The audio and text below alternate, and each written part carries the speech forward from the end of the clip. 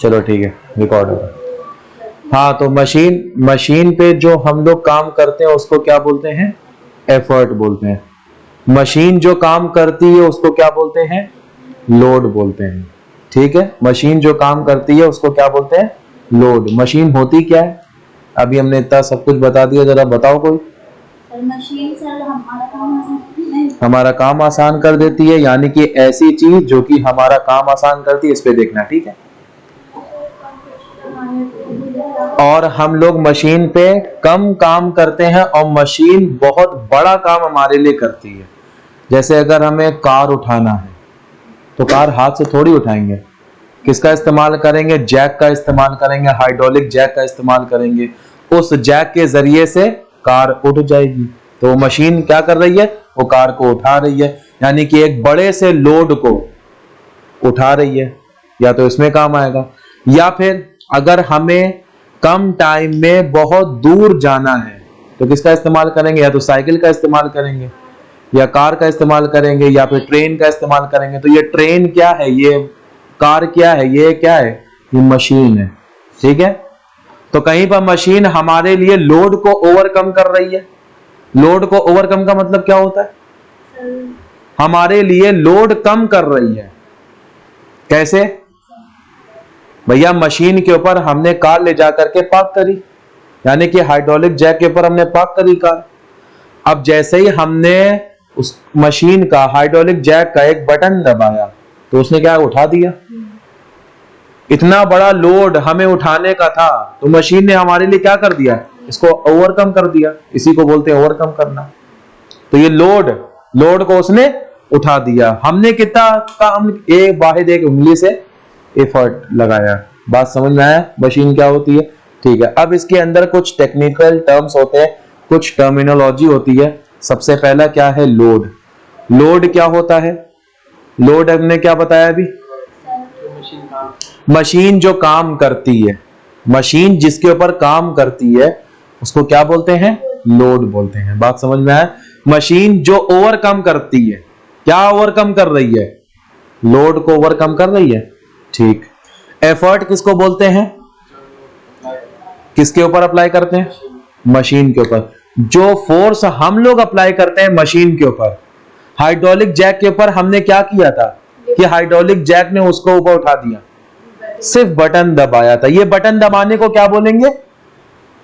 Effort लगाना बोलेंगे। बात क्लियर है? एफर्ट का मतलब। अब आता है तीसरी चीज, मैकेनिकल एडवांटेज। तीसरी चीज क्या है? Mechanical advantage. मैकेनिकल एडवांटेज क्या होता है भैया? मैकेनिकल एडवांटेज होता है ratio of load to effort. Ratio का मतलब क्या होता है?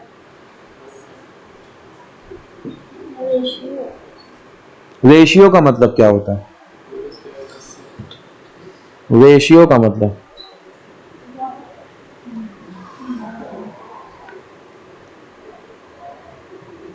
दो चीज को डिवाइड करना, दो चीज को डिवाइड करना। ये जो मैकेनिकल एडवांटेज होती है, मैकेनिकल एडवांटेज को डिनोट करते हैं एमए से। इधर मैकेनिकल एडवांटेज को डिनोट किससे करते हैं? किससे दिखाते हैं? एमए से। मैकेनिकल एडवांटेज क्या होता है? ये एक रेशियो होता है। किसका रेशियो होता है? Load upon effort. Load upon effort को क्या बोलते हैं? मैकेनिकल एडवांटेज बोलते हैं। बात समझ में आया? मैकेनिकल एडवांटेज क्या होता है? ये रेशियो होता है किसका? Load to effort. ठीक है, लोड अपॉन एफर्ट को क्या बोलते हैं? Mechanical advantage.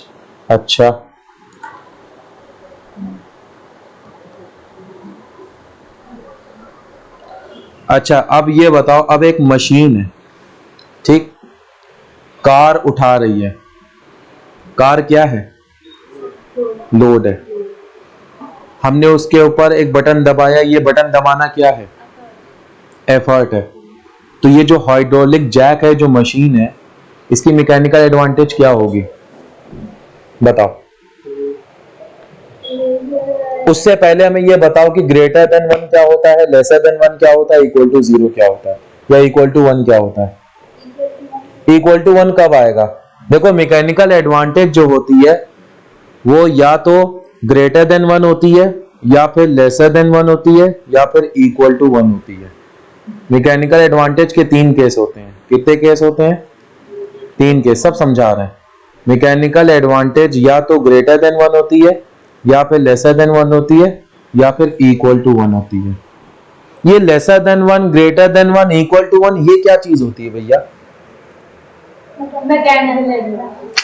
ये लेसर देन 1 और ग्रेटर देन 1 और इक्वल टू 1 कब आएगा? प्रॉपर फ्रैक्शन, इम्प्रॉपर फ्रैक्शन पढ़ा है कक्षा चौथे में? क्या होता है?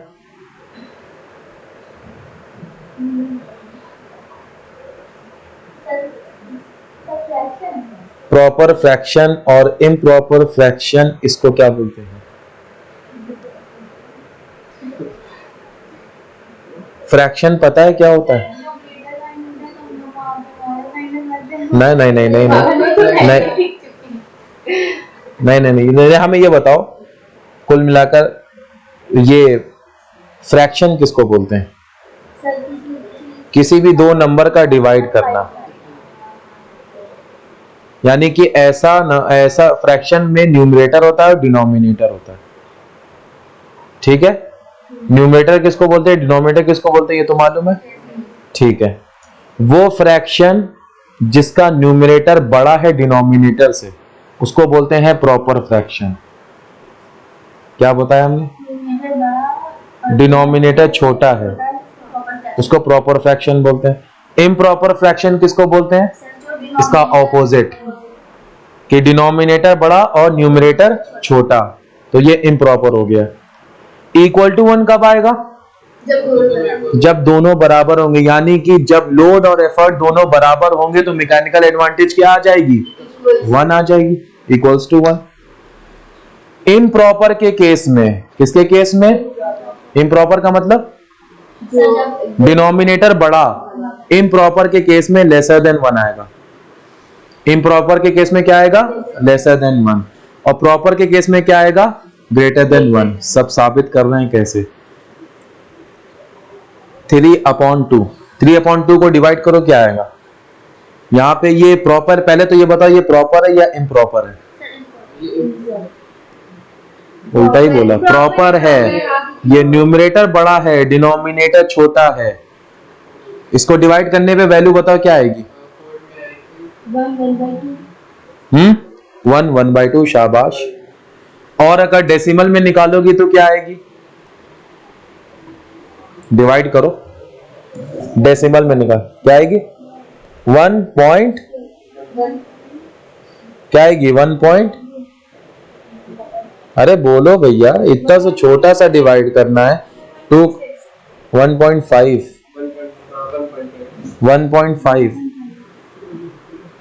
1.5 आएगी। ये 1.5 1 से बड़ी है, 1 से छोटी है, 1 के बराबर है, 1 से बड़ी है। तो प्रॉपर के केस में हमेशा वैल्यू कैसी आती है? ग्रेटर देन 1 आती है, प्रॉपर फ्रैक्शन। अब इसी को ले लो 2/3, 2/3 की वैल्यू जरा कैलकुलेट करो, क्या आएगी? रहने तो हम ही कैलकुलेट कर दें, पॉइंट लगा के 0, 3 6 is 18, ये आपका 2, यानी कि इसकी वैल्यू क्या आ जाएगी? 0.6 आ गई। भैया ये लेसर देन 1 आया। ठीक है, तो अब इससे तुम्हें क्या पता चला? हमने अभी बताया मैकेनिकल एडवांटेज की वैल्यू क्या, मैकेनिकल एडवांटेज क्या होता है? Load upon effort. और मैकेनिकल एडवांटेज 3 केस होते हैं, ग्रेटर देन 1, लेसर देन 1 और इक्वल टू 1। ग्रेटर देन 1 कब होगा?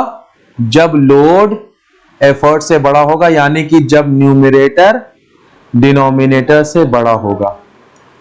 ये क्या, ये किसका केस है? जब मैकेनिकल एडवांटेज ग्रेटर देन 1 होगा। समझ में आ गया? लोड बड़ा है, एफर्ट कम है, लोड बड़ा है, एफर्ट कम है, तो ये मशीन काहे के लिए इस्तेमाल होगी? लोड का मतलब क्या? मशीन जिसके ऊपर काम कर रही है। लोड का मतलब क्या? जिसके ऊपर वो काम कर रही है। अगर लोड बड़ा है और एफर्ट कम है, यानी कि वो फोर्स मल्टीप्लायर के लिए काम कर रही है। बात क्लियर है? नहीं समझ में आया?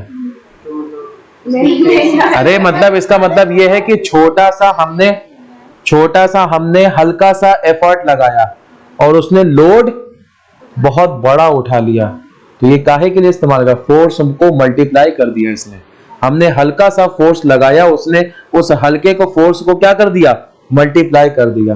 2 इंटू 2 इंटू 2 इंटू 2 इंटू करते ही चली जाओ तो क्या आएगी, एक बड़ी वैल्यू आएगी ना।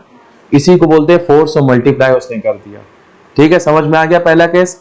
दूसरा केस क्या है, मैकेनिकल एडवांटेज जब लेसर देन 1 होगी। लेसर देन 1 कब होगी, जब लोड कम होगा, एफर्ट ज्यादा होगा, यानी कि इम्प्रॉपर फ्रैक्शन। ठीक है, यानी कि load is lesser than effort. ये वाली मशीन कब इस्तेमाल होगी, जिसकी मैकेनिकल एडवांटेज लेसर देन 1 है। ये इस्तेमाल होगी स्पीड को मल्टीप्लाई करने के लिए। काहे के लिए इस्तेमाल होगी, स्पीड को तेज करने के लिए इस्तेमाल होगी, वो आगे बताएंगे कैसे। ठीक है, अच्छा तीसरा केस क्या है, mechanical advantage is equals to 1। ये कब होगा, दोनों सेम होंगे, दोनों बराबर होंगे। तो ये वाली मशीन इस्तेमाल होगी डायरेक्शन को चेंज करने के लिए। अब ये क्या चीज है ये बता दे रहे। जैसे कुआं है, कुएं से पानी कैसे निकालते हैं,